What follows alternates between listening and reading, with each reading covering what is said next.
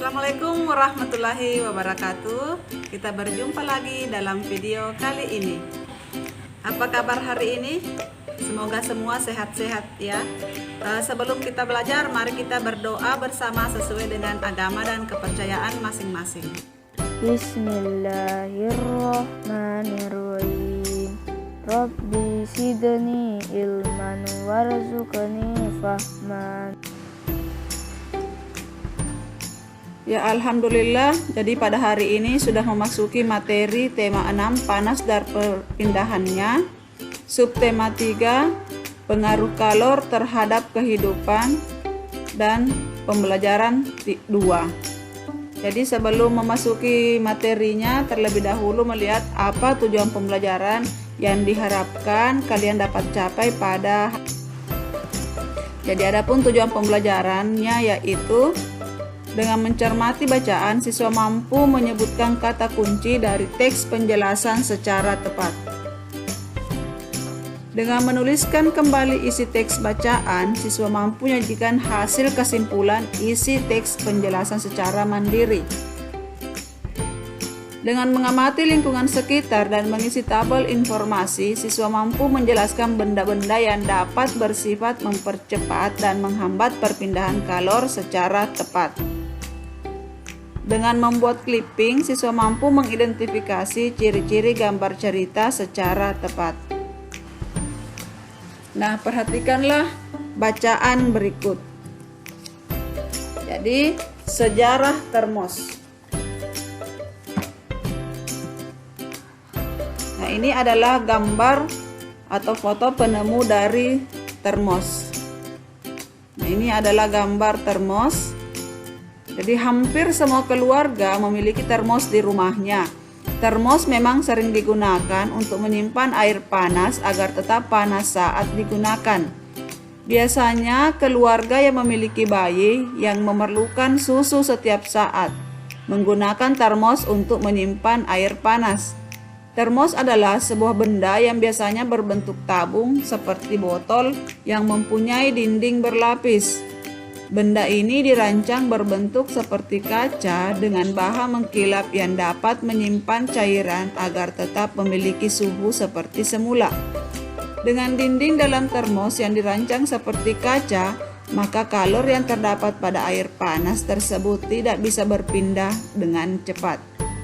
Panas yang dikeluarkan oleh air panas tadi dapat ditahan oleh dinding dalam termos yang terbuat dari bahan mengkilap ini, sehingga air panas yang di dalamnya akan tetap hangat hingga beberapa saat tergantung dari ketebalan dindingnya.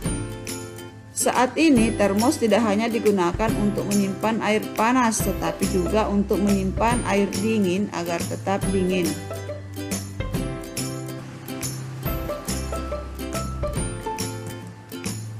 Pencipta termos pertama kali pada tahun 1902 adalah James Dewar.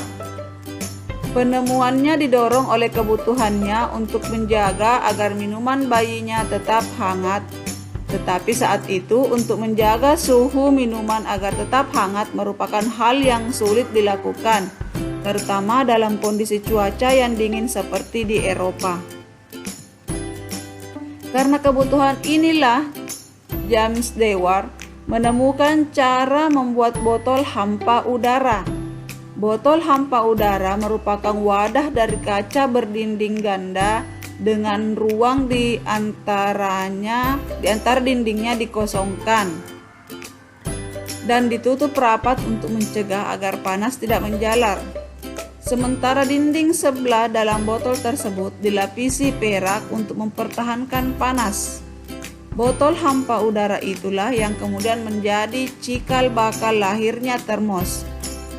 Botol hampa udara buatan James Dewar dan penutup wol buatan mertuanya sampai sekarang dapat dilihat di Museum Ilmu Pengetahuan di London. Nah, berdasarkan bacaan tersebut, kalian dapat menjawab beberapa pertanyaan yang ada. Seperti yang pertama, apakah fungsi sebuah termos? Jadi fungsi termos adalah digunakan untuk menyimpan air panas agar tetap panas saat digunakan. Nah, selain itu, termos berfungsi untuk menyimpan air dingin agar tetap dingin. Apa saja bahan yang digunakan untuk membuat termos pada masa itu?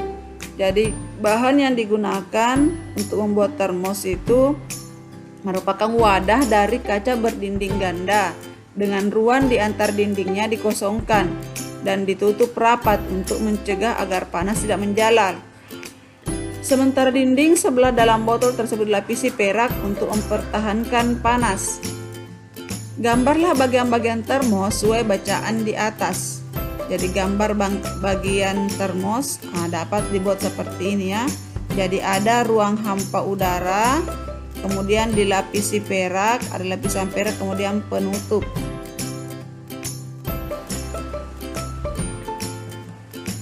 Penggunaan benda konduktor dan isolator. Kamu sudah tahu bahwa panas dapat berpindah dari satu tempat ke tempat lain melalui konduksi, konveksi, dan radiasi. Ingat kembali apa yang dimaksud dengan konduksi, konveksi, dan radiasi. Barang-barang dalam kehidupan sehari-hari banyak yang memanfaatkan sifat benda sebagai konduktor atau isolator. Benda apakah itu? Selimut dan panci merupakan benda yang memanfaatkan sifat ini. Selimut memerangkap udara. Udara adalah isolator, sehingga tidak menghantarkan panas yang keluar dari tubuhmu. Dengan demikian, badanmu tetap terasa hangat.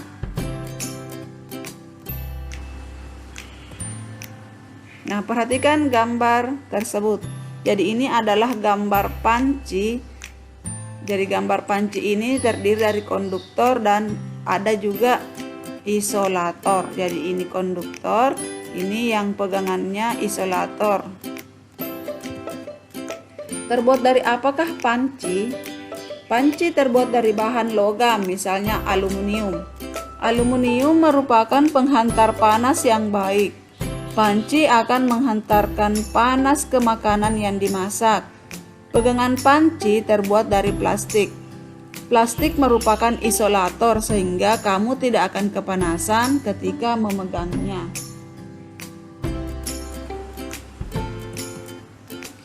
Mesin mobil dan motor terbuat dari bahan yang dapat menghantarkan panas. Mesin memerlukan panas untuk memperoleh kinerja mesin yang ideal. Karena itu, mesin dibuat dari bahan konduktor sebagai penghantar panas. Dari uraian di atas, kamu sudah tahu mana bahan yang bersifat konduktor dan isolator. Selain selimut dan panci, tentu kamu dengan mudah menjumpai penggunaan benda yang bersifat konduktor dan isolator dalam kehidupan sehari-hari. Nah, berdasarkan bacaan di atas, kalian dapat menuliskan hal-hal yang kamu pahami dari setiap paragraf dalam sebuah kalimat. Kalimat tersebut mewakili isi dari bacaan yang kamu baca. Jadi yang kalian dapat pahami dapat menuliskan dalam tempat yang disediakan. Jadi ini isi paragraf 1 apa yang kalian pahami, isi paragraf 2, isi paragraf 3, isi paragraf 4. Berdasarkan kalimat-kalimat yang mewakili isi bacaan yang telah kamu tulis, buatlah sebuah diagram yang akan menjelaskan pemahamanmu terhadap bacaan tersebut. Gunakan diagram berikut untuk membantumu. Jadi ini adalah contoh diagram. Jadi kalian bagian tengahnya ditulis judul, kemudian paragraf 1 apa isinya, paragraf 2, paragraf 3, dan paragraf 4. Nah, setelah kalian menuliskan pemahamanmu terhadap setiap bacaan, selanjutnya pemahamanmu terhadap bacaan dan tuliskan dalam satu paragraf. Ini semua ditulis dalam satu paragraf.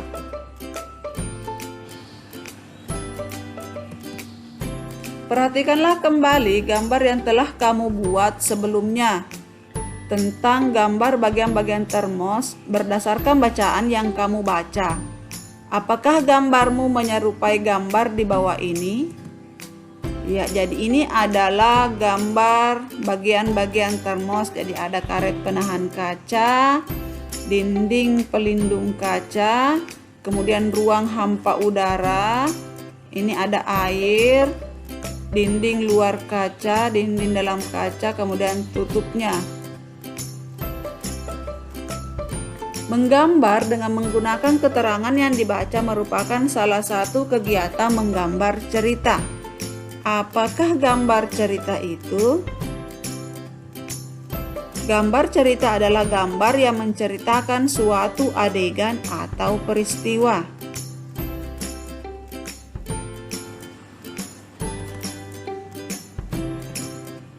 Fungsi gambar cerita antara lain untuk memperjelas alur atau isi cerita, memperjelas isi pesan dalam promosi suatu barang, menarik perhatian, menambah nilai artistik atau keindahan, sarana untuk mengungkapkan perasaan penggambarnya. Ya, jadi gambar cerita sering juga ditemukan dalam buku cerita, majalah, dan buku pelajaran. Poster dan brosur juga sering disertai gambar cerita agar menarik. Petunjuk cara penggunaan barang pun sering dilengkapi dengan gambar cerita untuk membantu pengguna menggunakannya.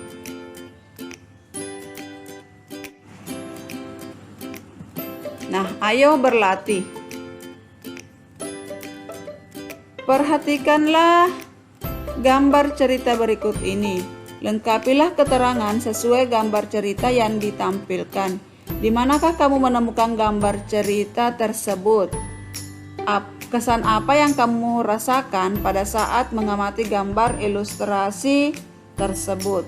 Nah, sebagai contoh, perhatikan gambar berikut.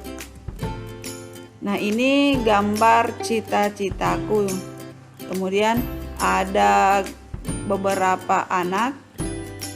Ini gambar gurunya.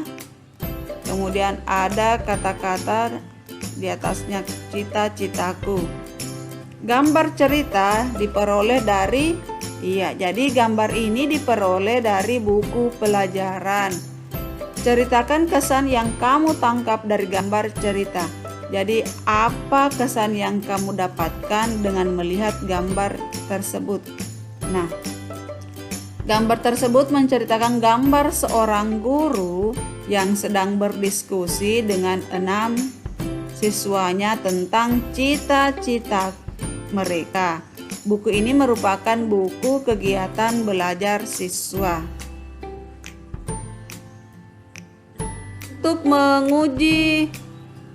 Untuk menguji pemahaman kalian, silahkan kerjakan soal berikut ini. Jadi, perhatikan ini ada gambar, ya, kemudian gambar cerita dari. Jadi, kalian memperoleh gambar cerita dari mana? Jadi, biasanya kalau gambar seperti ini, kalian dapat lihat di mana. Kemudian, ceritakan kesan yang kamu tangkap dari gambar cerita. Kesan apa yang kalian peroleh setelah melihat gambar tersebut? Ya, demikianlah materi kali ini. Selamat bekerja dan selamat belajar. Ingat untuk tetap menjaga kesehatan, gunakan masker jika keluar dari rumah, dan tetap menjaga jarak. Tetap semangat belajar dari rumah. Assalamualaikum warahmatullahi wabarakatuh.